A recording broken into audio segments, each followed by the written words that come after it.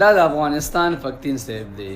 پرون د انډیا او د بنګلادیش په میچ کې د سوریا کوماریا یو اوټ مخې ته راغی چې دومره کلیر اوټ و چې تماشې ته هم پته ولګېده چې دا اوټ دی.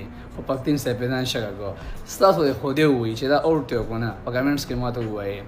خیر چې کله بیا ریویو واخیستې شوه نو بیا هغه اوټ ثابت شو او پکتین صاحب اوټ ورکړو.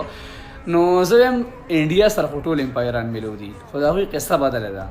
خو پکتین صاحب ته یو پښتون افغان امپایر او موږ د باندې فخر کوو، موږ د باندې ویاړ کوو، زموږ یو زړه سر یې صحیح ده او ډېر عاجز او ملنګ انسان یې. موږ د باندې خوشحالي کوو چې په ګراونډ کې ولاړ یې، موږ فخر کوو د باندې. نو زه نه غواړم چې د انډیا د وجې ستا په کیریر باندې داغ ولګي، ستا امپایرنګ متنازعه شي.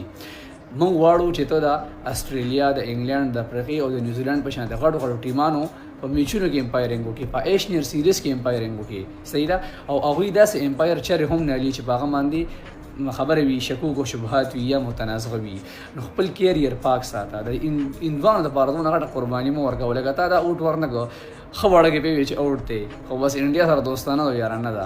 دوی ستا احسان سما نه مني او دا ستا کیریر تا مخکې بوتلی شي، دا ستا کیریر ستا پهچان جوړولی شي.